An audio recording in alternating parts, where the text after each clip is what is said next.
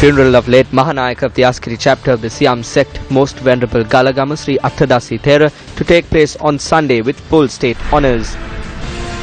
Permanent program will be implemented to free the nation and the people from the chronic kidney disease, a statement by the President. Minister of Regional Development Field Marshal Sarath Fonseca calls for the participation of international advisors and observers for the investigations on alleged human rights violations. Northern Provincial Council to support a Right to Information Act, which would include its views and suggestions. Good evening and welcome to Primetime News on TV1 and Shakti TV. I'm Dipeni Gunasena. And I'm Ramesh Bandara. Just a reminder to all our viewers before we get started, you can interact with News First using the hashtags that are featured throughout the news bulletin today. Our Twitter handle is @newsfirst_en. Let's get started. On to our top story tonight. President Maithripala Sirisena has instructed to conduct the cremation of late Mahanayaka of the Askari chapter of the Siam sect, Most Venerable Galagama Sri Attadasi Thero, with full state honours. The government declared Sunday, March 13th as a day of national mourning as a mark of respect for the late Most Venerable Galagama Sri Attadasi Mahanayaka Thero. The late Mahanayaka of the Askari chapter of the Siam sect, Most Venerable Galagama Sri Attadasi Thero, passed away last night in hospital where he was admitted after falling down. The late Mahanayaka Thero was 95 years old at the time of his demise. The remains of the late Mahanayaka Thero was moved to the Urulavatta temple in Asgiria, Kandy in a motorcade.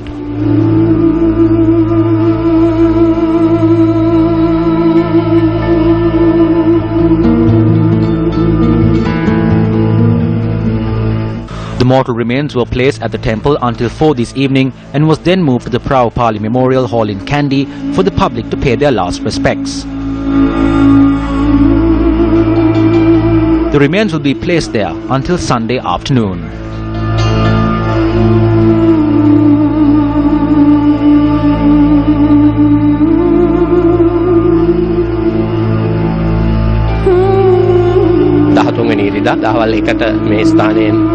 At 1 p.m. on Sunday, the mortal remains will be moved from here and the ceremony will commence at 2:30 at the police grounds in Askiria, Kandy. The district secretariat has been instructed to issue an order to close all meat stalls and taverns in the Kandy municipality on that day. Born as Kulatunga Mudiyansilage Kiribandara on the 11th of January 1922 in Pallesia Pattua in Asgiria, Matale, he took up robes at the age of 14 in 1936 as Galagama Dhamma-Siddhi Sri Dhammananda Attadasi Thero. In 1937, he entered the Sri Dharma Raja Pirivena and was educated for a decade, and in 1947 he obtained distinctions in the subjects of Sinhala, Pali, culture and Tamil. After obtaining his Pandita degree, he went on to obtain his Sadharmacharya degree in 1950 and also obtained the Abhidharmacharya degree, following which he obtained the Tripitakacharya degree. Also in 1950, Venerable Galagama Attadasi Thero obtained the Majjhima Bhanaka degree. It was in the year 1999 that he was appointed as the Anunayaka of the Askari chapter of the Siam sect. The Venerable Thero rendered a great service to the Sambuddha Sasana by promoting the Dhamma locally and internationally, and also rendered a greater service to society. On the 8th of May last year, he was appointed as the 21st Mahanayaka of the Askari chapter of the Siam sect.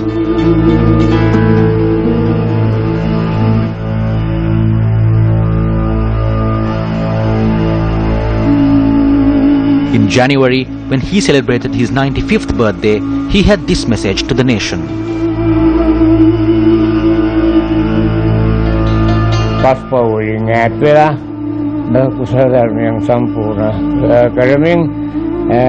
පරහට උදව් උපකාර කරමින් අනුන්ගේ දුක සැප දේවත් සොයා බලමින් ඒ අයටත් තමන්ට ශක්ති ප්‍රමාණය හැටියට උදව් උපදව් කරමින් මනුෂ්‍යත්වය ආරක්ෂා කරගෙන ජීවත් විය යුතුයි කියන එකයි අපි අනුශාසනාව.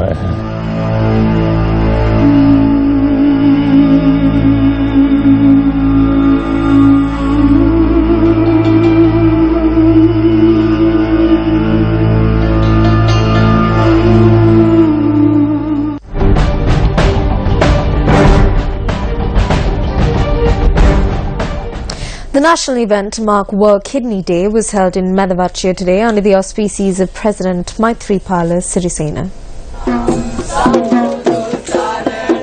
The program took place at the Maithripala Senanayake National School under a theme which centered around kidney disease and children. Water purification units were presented to 200 selected families. Moreover, the day's wage of the three armed forces and the civil defence forces donated to the kidney fund at this event. A project report on converting the Ambagahavava village in Rambava Divisional Secretariat to a model village was presented to the President. A project report was compiled by the Pastoral Guides Association of Muses College, Colombo. 5,000 new kidney patients are reported each year. There was a rise in this disease for the past 25 years because of chemical-based fertilizer and pesticides. When we use things that are not suitable for us, we face the effects of these 35 or 40 years later.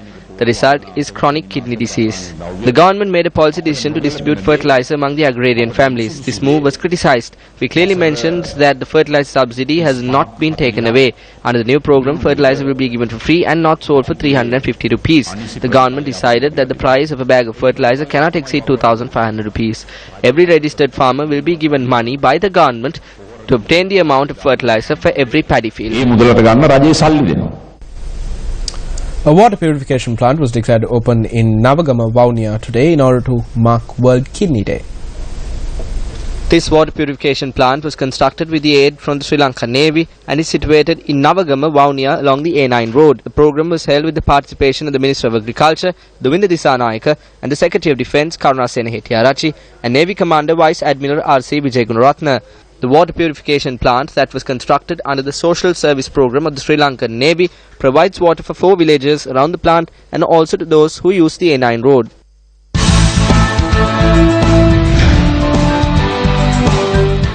Prime Minister Ranil Wickremesinghe attended the launch of the 5-year National Plan of Action for the years 2016 to 2020 today at the BMICH. Speaking at the event, the Prime Minister commented on the increase in government expenses. Following the war, the people did not enjoy freedom. That is why President Maithripala Sirisena came forward on the 8th of January with the mandate of the people to give that right back to the people. During the previous decade, the people were robbed of this right. We are not even aware of what was robbed. We have discovered 1,000 billion rupees. Houses could have been built without buying the 8 planes. I think 211 billion rupees was spent on the purchasing of the planes. 18 times of that sum was robbed from the hedging deal. Persons could have been given a palace and not a house with that money. Although there are no houses in Jaffna, a palace was built. There was a special program of thievery functioning. Because of this program of thievery, the expenditure of the government extended unexpectedly. Now these have to be repaid as well. I told Parliament to look into the people who stole. Now some are trying to table motions of no confidence in fear that we will look into thievery. Providing houses and land deeds, water sanitation, other infrastructure, health and nutrition and education are included in this 4-year National Action Plan. One thing that we, in our new order, in the new economic order that we have inculcated into the country, we will ensure that the waste and the inefficiency is rooted out. And that is what we plow back into redevelopment. I like to see the social change in people who are underprivileged, who have been basically cast aside, are today getting back into normal life under normal conditions. We say we have the best Ceylon tea, pure Ceylon tea. There are question marks now arising about that. So while we emphasize on quality and strengthen quality, we have to ensure that our cost of production is also contained. We have the highest cost of production in any country, any tea producing country in the world. And our competitors like Kenya and even Vietnam seem to be catching up and beating us. Because actually our economy has expanded. We are a middle income country now. So therefore the workers are demanding a higher pay. JVP leader Anukumar Disanayaka commented on the tax revisions that were recently presented to Parliament by the Prime Minister.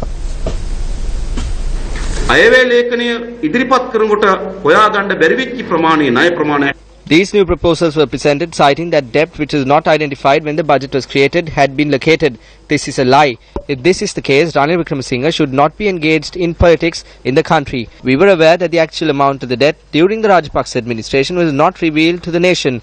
In order to conceal his failed economic policies, Ranil Wickremesinghe had identified two false reasons. One is the debt and the other is the global economic turmoil. Ranil Wickremesinghe is hiding behind these two reasons.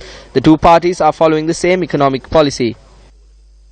මේ පක්ෂ දෙක අනුගමනය කරමින් තිබෙන එකම ආර්ථික ප්‍රතිපත්තියක් දැන් අවුරුදු ගණනාවක් තිස්සේ. හරියට ඩොල් කී ජිම් එකයි බුම් එකයි වගේ. එකම තාලෙට දෙපැත්ත ගහනවා. Today, the Prime Minister is compelled to say they cannot determine the total debt portion of the country. We are ashamed of our leaders.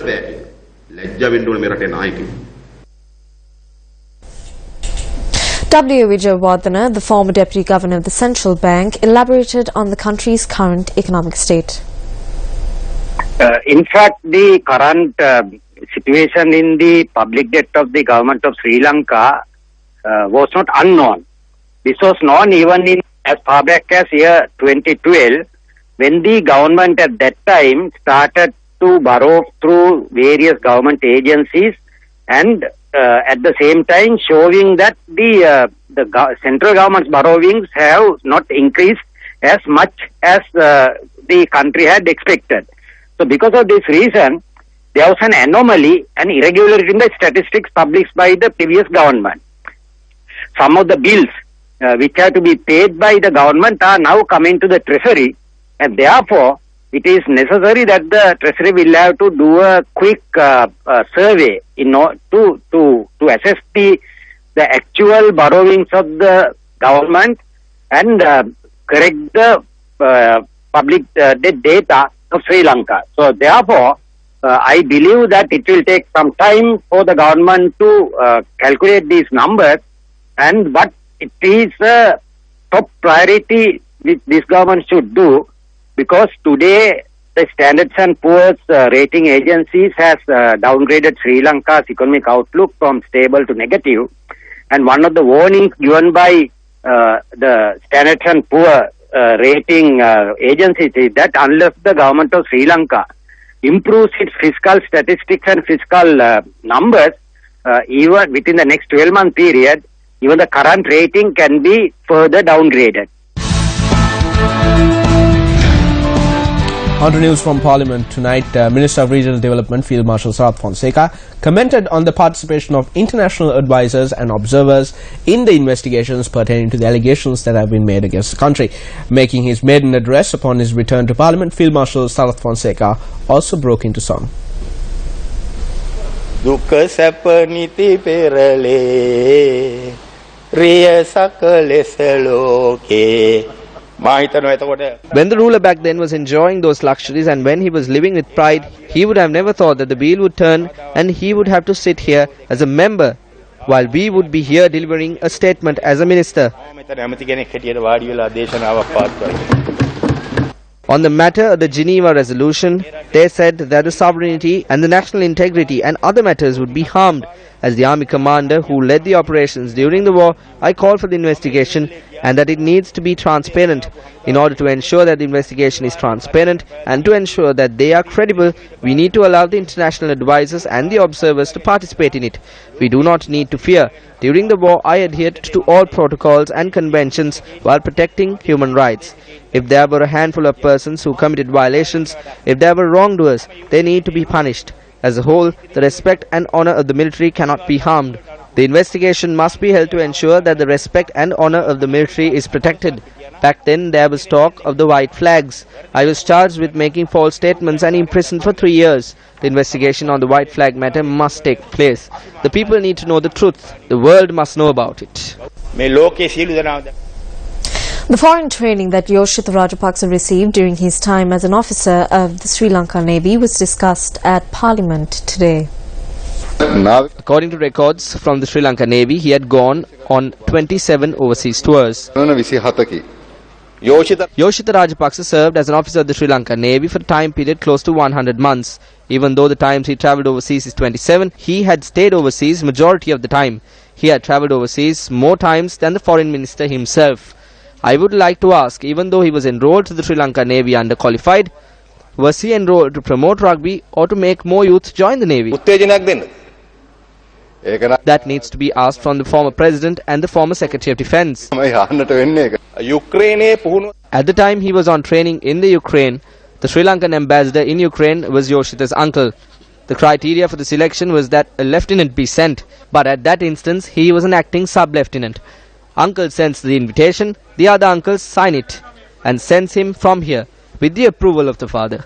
Do you accept that the morale of the officers of the Navy and the security forces were tarnished by this decision taken by the commander of the Sri Lanka Navy? There is an issue on this. If he comes out of prison, an investigation will be carried out against him.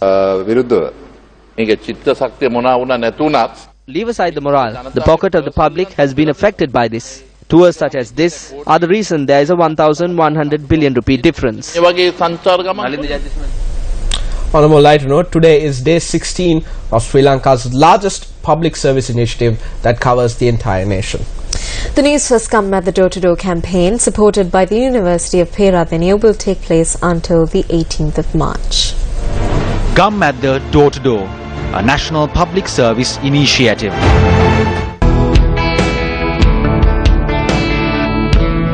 The Newsfirst Come at the Door-to-Door campaign in the central province reached out to the remote areas of Kalugala, Devahuwa, Ussana, Morogolla and Palpola located in the Matale district.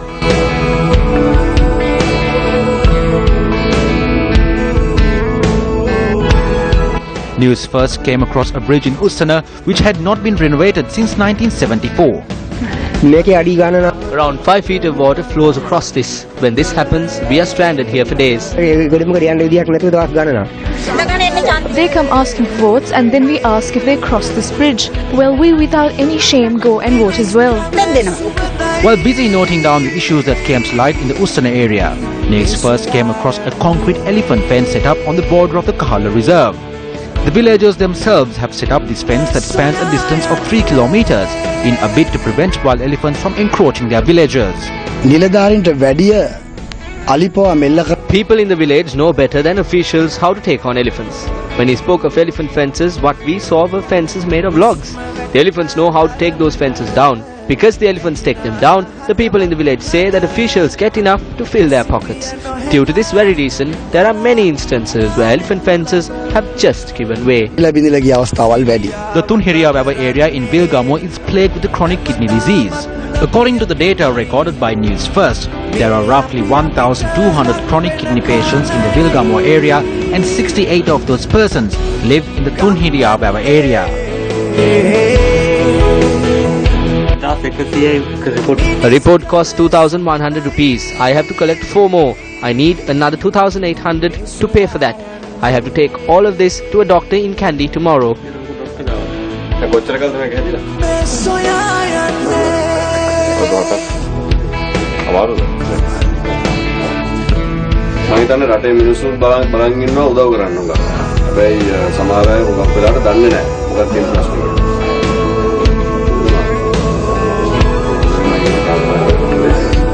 Even though water tanks were installed in the area as a solution, locals say that the required amount of water is not being supplied today.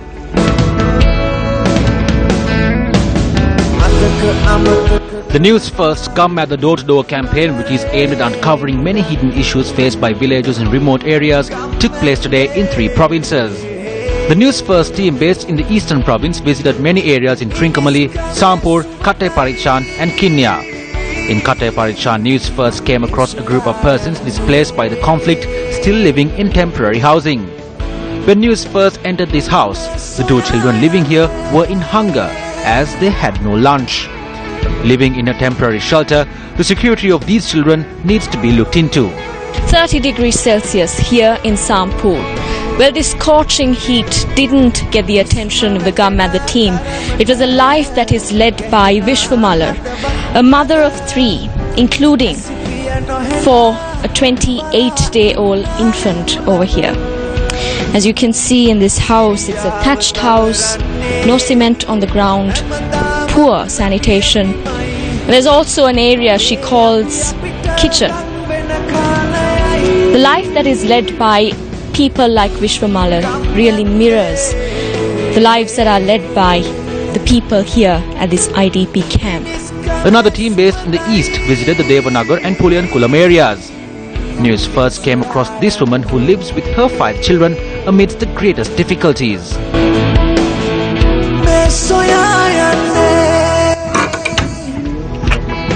Many individuals in Sri Lanka have either forgotten their past or conveniently forgotten their past.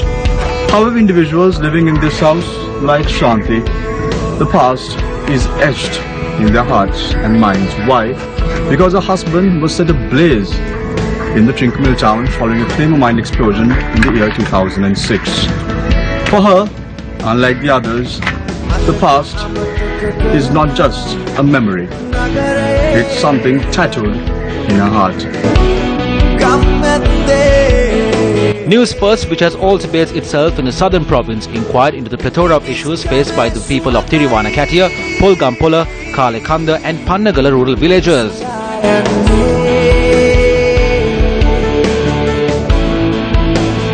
This bridge, which links Gaul and Mathura, is the shortest road that leads to the Mathura town from Dellava. However, at present, this is the state of this bridge. The major concerns raised by the people in these areas was the lack of a proper transport system, lack of a proper drinking water system and the absence of infrastructure facilities.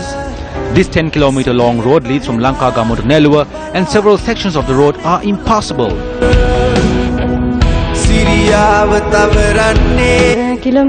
We have to walk around 5.5 kilometers to get a bus. The road is quite treacherous here. There is no other way to get here other than a personal vehicle. There is no facility whatsoever.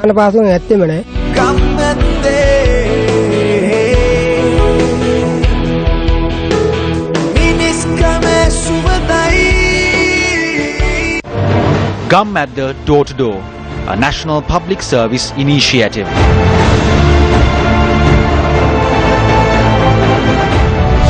Unparalleled island-wide campaign, Gum Up the Door-to-Door. News First, Sri Lanka's largest and most influential news provider, together with the University of Prerabenia, takes the unprecedented step. Walking from home to home, asking people this one simple question: what would make your life better? From the 24th of February to the 18th of March, covering all 25 districts. Ensuring the very last home in each village is covered. A revolutionary campaign with one aim, giving a voice to the voiceless.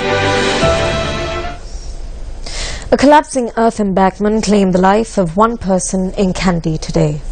The tragedy took place in Katukale, located on the Kandy-Peradeniya road. According to our correspondent, a mound of earth had collapsed onto a site below where the foundation was being made for the construction of a building. 2 people were buried under the mound of earth and locals made a valiant effort to rescue them.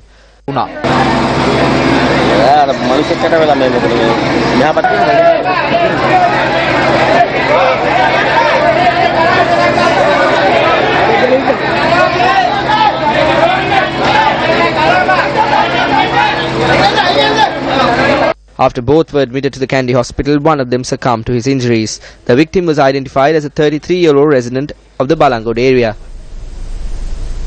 On more local news, Save the Children International launched the Child-Centric Resource Analysis under the auspices of Minister of Special Assignment Dr. Sarath Amanugama in Colombo today.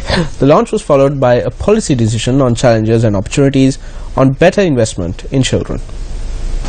Until recently, simply because his father is alleged to have died of AIDS.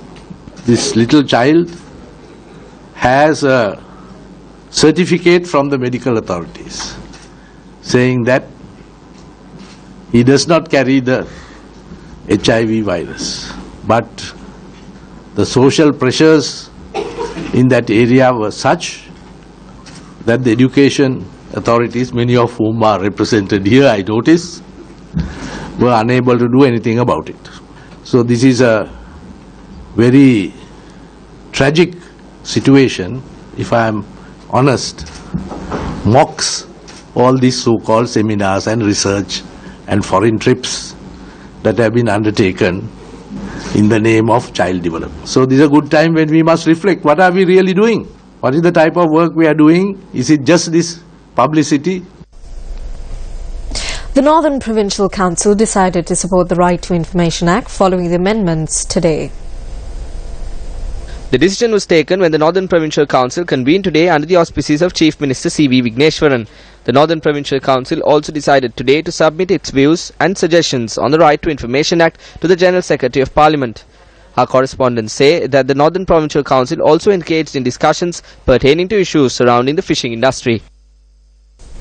Yoshitha Rajapaksa, the son of former President Mahinda Rajapaksa, and 4 others were further remanded until the 24th of March when they were produced before the Kadula magistrate today.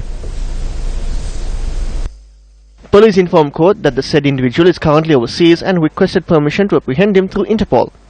Court thereby granted police permission. The police FCID presented facts to court on an agreement signed between the CSN and ITN following a statement recorded from the former chairman of the independent television network, Rosman Senawatna. It notes that he had attended 2 rounds of discussions with Yoshitha Rajapaksa and Nishant Ranatunga temple trees before the agreement was reached. Court also permitted the suspension of 2 bank accounts believed to be of Yoshitha Rajapaksa. Police said that information from the 2 bank accounts were not included in the declaration of assets when Yoshitha Rajapaksa joined the Sri Lankan Navy. Foreign currency had been used for the transactions of 1 account. Police also informed court that the 6th suspect in the case, Shadia Kahunajiva, was evading the investigations. Therefore, court granted permission to direct Interpol to issue a warrant for her arrest. Kadula magistrate Dhammika Hemapala ordered to further remand the 5 suspects until the 24th of March. The former president refrained from speaking to the media today as well.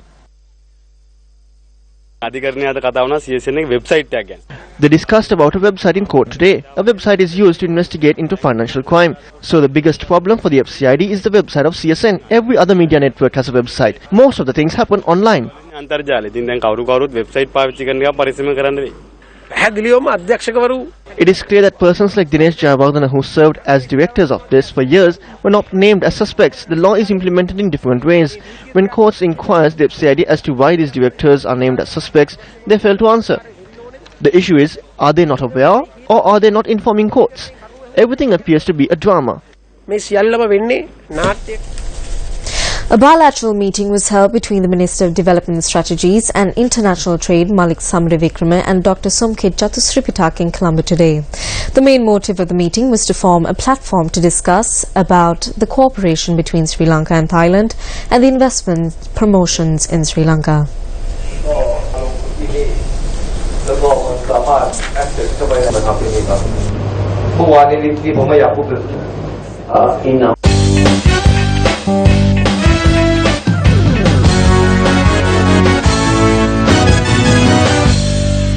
On sports news tonight, the annual big match encounter between Royal College Colombo and St. Thomas's College Mount Lavinia, dubbed as the Battle of the Blues, commenced today. The 137th edition of the Battle of the Blues commenced at the SSC grounds in Colombo. A significant fact was that 4 brothers of the Kottachi family serving as the 2 ground umpires, the 3rd umpire and the standby umpire. Royal College won the toss and invited the lad from Mount Lavinia to take first lease of the wicket. The Thomian opening partnership was 197 runs and saw opener Rashmika Opatha score 124 runs. Johan Mendes scored 64, while skipper Sachika Jayathilaka chipped in with a half-century. St. Thomas's College Mount Lavinia declared their first essay on 350 runs for the loss of 5 wickets. Royal College Colombo closed play on day 1 with 1 run on the board for no loss.